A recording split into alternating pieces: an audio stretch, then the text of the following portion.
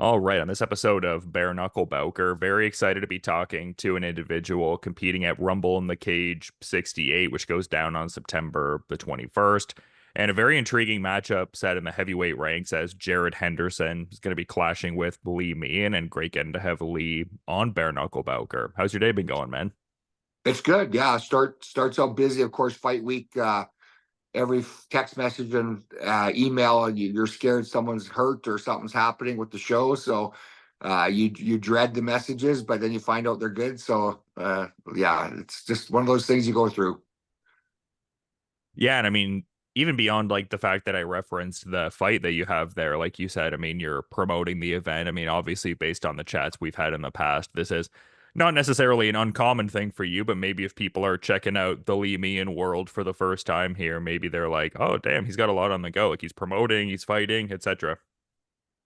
Yeah, it's sometimes it becomes too much, with what's going on. But I got a great team behind me that supports, with the Jen that does all the paperwork with the fighters and gets all the stuff set up for the back end stuff and helps get everything set up for the pay-per-view and all the graphic stuff. She helps with all that stuff. So that takes tech stuff I don't know how to do anyways.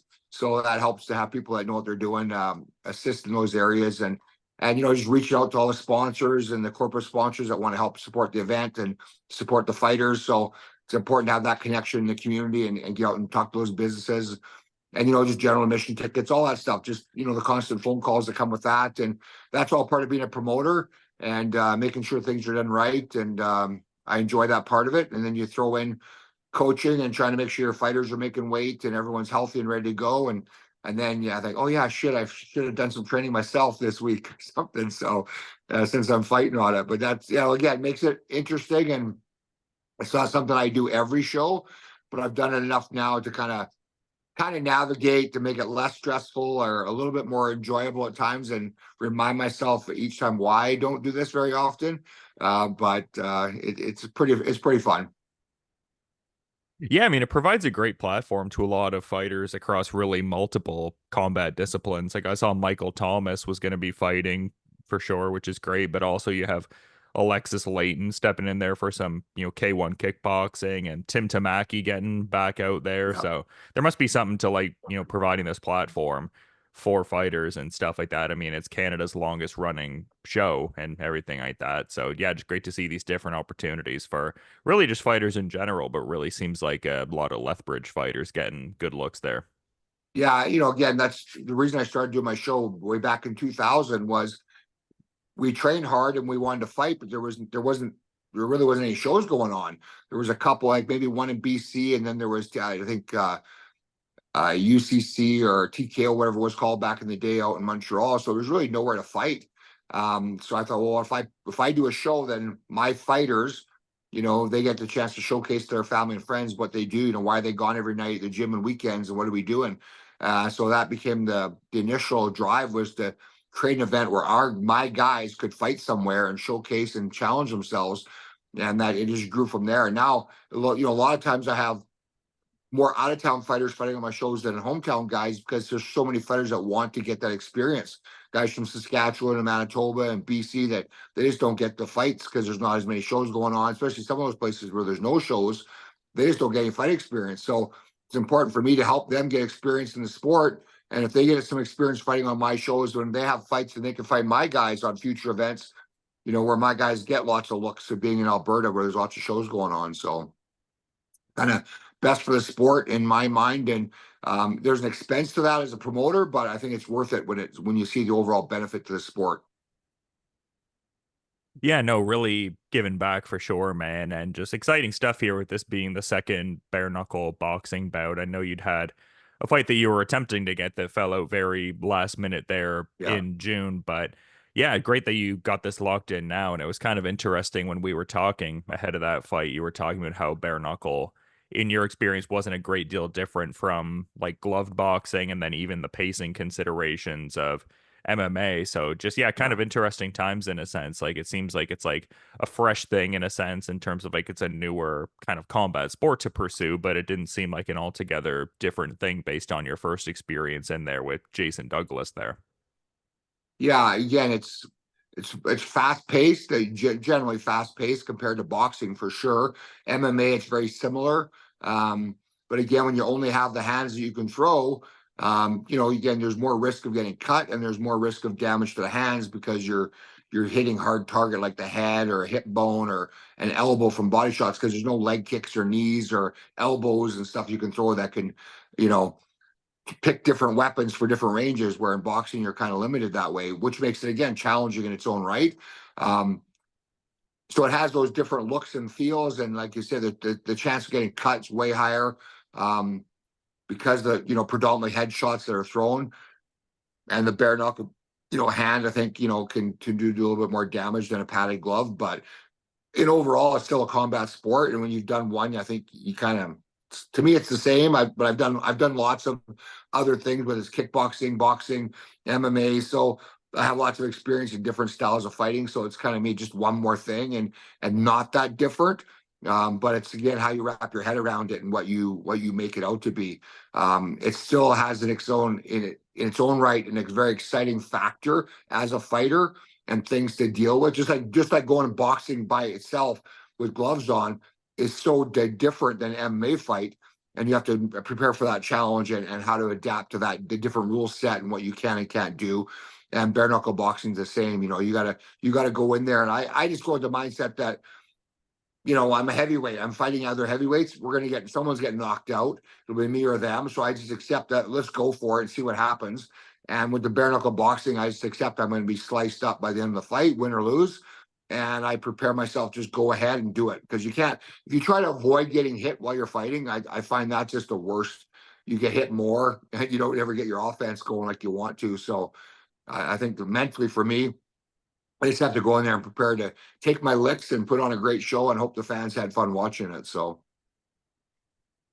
Yeah, I mean, you definitely have a track record of putting on those kind of exciting fights. I guess something that I was kind of keen to ask you about, though, because I remember before that scrapped fight you had there and Havoc and whatnot, like I was kind of asking about like what the rule set dynamics would be for it, because I kind of gave that differentiation between BKB, which is like less of the active clinch fighting and some different variables as compared to like the BKFC or even like the rule yeah. set BYB uses. With this fight being under the Rumble in the cage banner, like are you able to have that more clinch oriented like BKFC BYB Yeah, rule set for this one? that's what we've determined was it would be that dirty boxing clinch game like the BKFC is what I think is what's the most exciting style of fighting.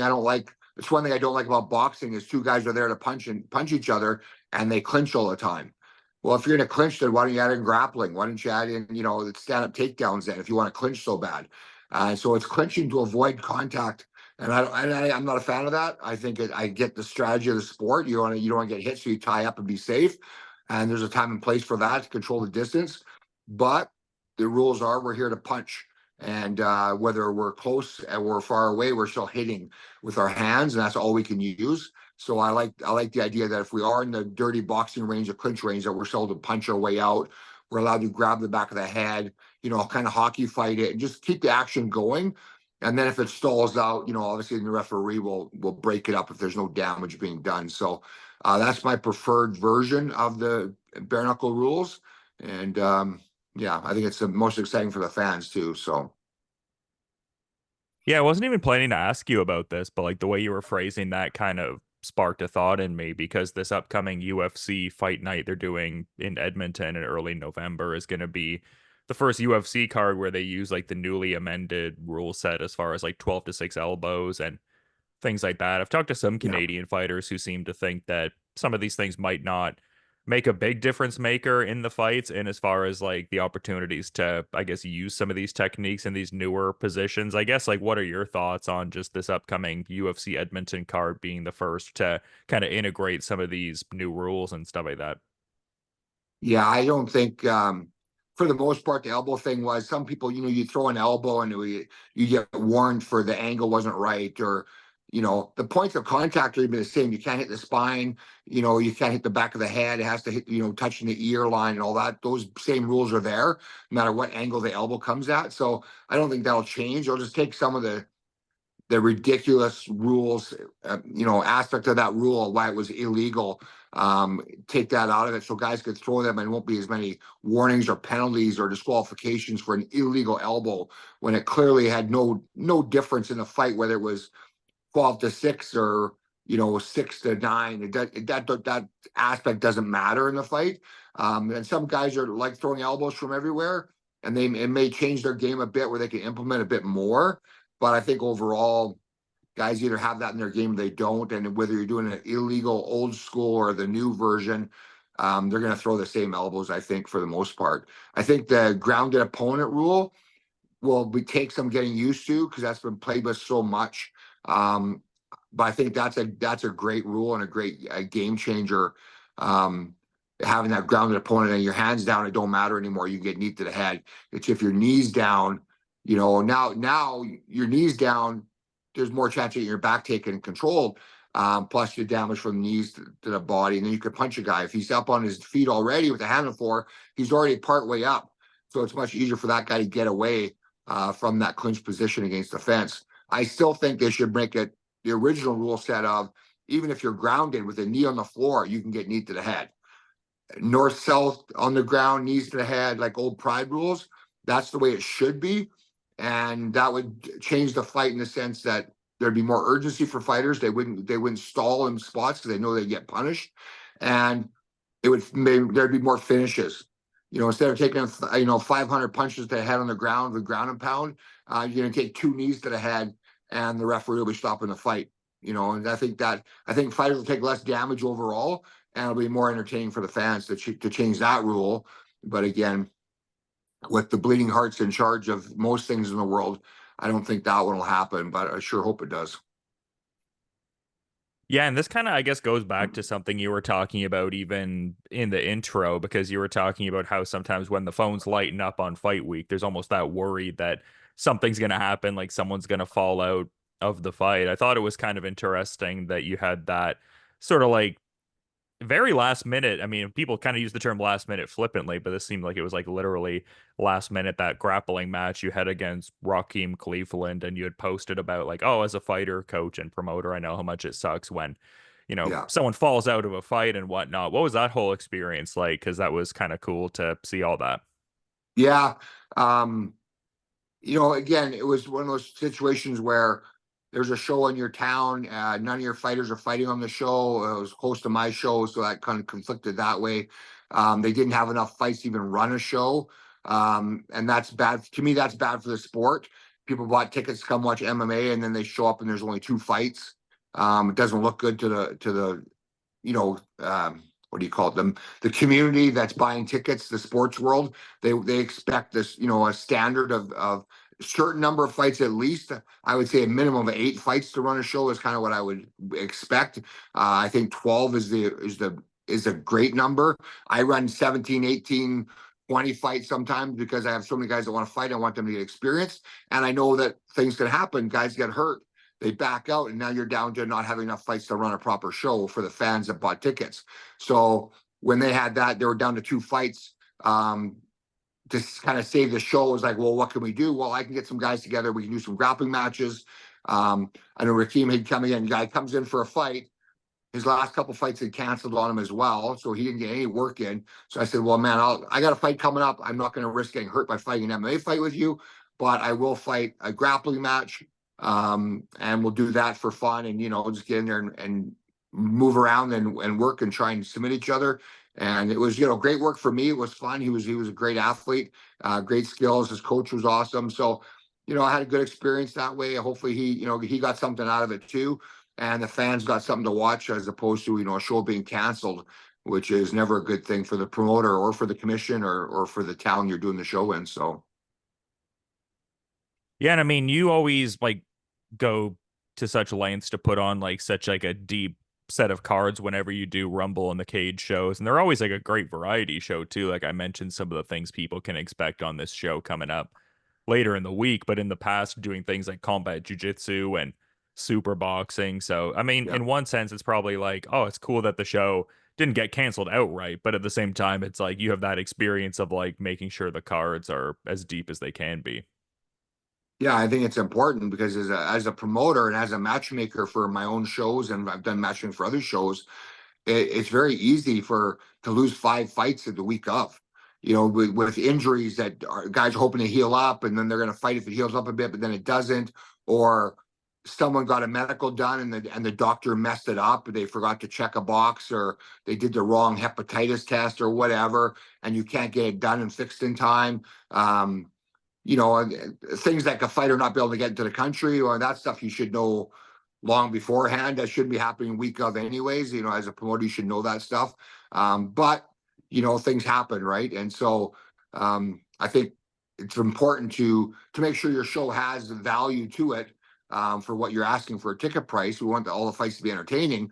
You never know how that's going to go because that's the fight game. It could be a banger, or it could be a dud, but there should be a minimum number of fights to make a show happen, in my opinion. And I always want to do more than that to make sure I have enough to provide the fans what they're paying for.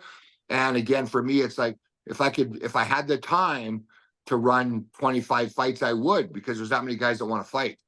But I have to understand the entertainment side of it. I would say this all the time. You go to a movie, it doesn't matter how good the movie was. If you've been sitting there for 4 hours, you're sick of being at the movie. So I always try and do my shows, even though I've done 19, 20 fights on my shows, I've never had one go more than 3.5 hours, start to finish. That's the pace we run. Luckily a lot of fights finish. Amateur fights, guys are going for it. We get more finishes. They're shorter rounds. That helps on the timeline as well. But we want something that's exciting. The fans in the seats want to be they're getting value for what they're paying for. They want to have a great experience. Whether having big screens with the replays on them, that as a fan sitting in the stands, that's a huge thing. So as a promoter, I want that because I know what I like as a fan when I'm sitting watching a fight card, what I want to get out of it. I'm not always just watching the cage. Sometimes you can't see the angle in the cage, so you watch the big screen. If there's no big screen and no replays, that to me really dampens the value of what you're getting and the experience you're having at the show. But again, it's a cost thing to do those things and add those features on a show increases your cost as a promoter. So, those are some factors why, sometimes you just can't do it. You don't have the budget for that. So that's kind of the things I look at, when I'm doing a show. For me, I'm always looking at, as the fighter, what do I want? As the promoter, what do I want? As a coach, what do I want? As a fan, what do I want? What do I want? And because I am all those, I get it. So when I talk to commissions about stuff, I sometimes talk to them as a promoter. Sometimes I talk to them as a matchmaker. Sometimes I talk to them as a coach, as a fighter, because I want things to be good for all people involved. The commission, that they have a good experience. The promoter, it's good for them financially, and the fighters, the coaches, and the fans, what are they getting out of this? And when you have 15-minute delays between fights, the fans aren't enjoying that. You know what I mean? So these are all these things that come about that I most of all, I don't even think about in my mind. The commissions don't think about these things. They just deal with their job, and that's as long as they're getting their job done, then they're okay with that. But there's for the sport to grow and to be what it should be and what it can be, I think everyone involved has to look at the other people's jobs and what they're doing and support them in their efforts of what their job is, because their job is just as important, and we have to work together to make it the best thing possible. Yeah, well said, man. There's definitely that fine balance. And based on the fact that you guys are such a tenured promotion, I'm sure you've really refined that over time and are just acutely aware of that. And I don't want to overlook this upcoming fight, obviously, but I feel like I'd be remiss if I didn't bring up something I'd also seen on Tapology, whereby it looks like you're also having another bare knuckle fight in November later this year for Havoc FC against Tyler Tremblett, from what I was seeing there. Is that Yeah, the yeah, case? yeah. Yeah, yeah. Provided I'm come out of this fight healthy, you never know. Like after every fight, I might have 2 or 3 fights booked, but nothing's 100% until you get through the fight you're in. But if I come out of this fight and I'm not too banged up and I can fight November, I'm definitely gonna be fighting there. Havoc does a great job. Again, it's fun to do another bare knuckle fight. Tremblay, awesome guy, super tough fighter. That fight excites me because I know how hard it's going to be. So as soon as this one's over, I'm right back at the gym training and getting ready because I know that'll be one of my toughest fights ever. So I'm excited for that one as well. So got to get through this one here. It's going to be a super tough fight with Jared. He's a banger and he's going to bring it. And then I have to, suck it up one more time and get in there with Red Deer. So yeah.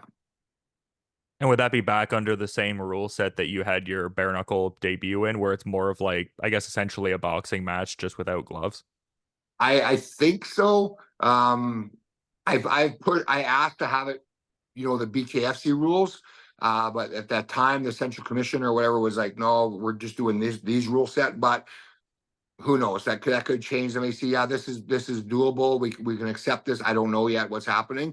But whatever it is, I'll be coming out ready to go no matter what. So Yeah, no, for sure. And great, this next one is under that BKFC rule set and against someone who definitely has experience in MMA against a lot of standout names. Like, I mean, you've also fought Steve Roy, but I mean, noticing your opponent, Jared Henderson, has also fought guys like Tanner Boser and Adam yeah. Deitzka, Dustin Joinson, and whatnot. So, like, what are your thoughts on what he brings to the table as an opponent in this fight? Yeah, no, I'm excited for it because again, he's a big guy. I know he hits hard. He's got experience with lots of really top guys, so that brings a different level. When the guys had those tough fights, you come in with a certain confidence, and I would say heavyweight. You never know what's going to happen. You're always 1 inch away, one punch away from getting knocked out or whatever. But when you've been in there with really good fighters, you have confidence that you can get in there and bang with them, and you can have win or lose. You had a good experience, and you take away from that. So he has that experience. He has the size of being a true heavyweight. I think it's going to be a great fight for the fans for sure. Yeah, no, it's a great fight and a stacked card overall, man. And kind of like I was saying before, I do want to be cognizant of the busy schedule and just really also appreciative of the time that you'd chat during fight week, just a few days out from the card, man. But I guess kind of putting the ball in your court, is there any like final parting thought you were wanting to add as we're sort of wrapping up here? I do appreciate the time, Lee. Yeah, no, I appreciate the chance to talk about the shows and the sport, and it's what I do and what I love. I appreciate the fighters that are fighting on the show. I know everyone's banged up and sick with colds and flus, and they're still willing to step in there and fight. And the sponsors that buy the tables and the people that buy the tickets, so we can afford to put these shows on to keep it going. That's huge to me. And Lethbridge community has always been super supportive of our events and really educated. They understand the sport, all the different rules. They get it. They're fight fans, and that makes it so much more fun to promote and provide something for them to come out to. And it's a huge party when we do one here in Lethbridge, and I love it. And if you can't make it to the show but watch it live, go to rumbleinthecage.com. You can catch the pay-per-view link. We're using millions.co for this pay-per-view, and they do a great job and have lots of support behind them. So it should be a lot of fun. Yeah, no, I'm stoked for Rumble in the Cage 68, man. Should be a great event, September 21st. And yeah, like you said, Lethbridge is a great fight town, but there's some options for people to peep it if they're not in the immediate area. But again, to reiterate, thanks for the time on the Bare Knuckle Bowker platform. And should be a great throwdown here with Jared Henderson. Thanks so much for the insights as always, man. And have a good rest of your day. Best of luck on the You show bet. as well. All right. Thank you.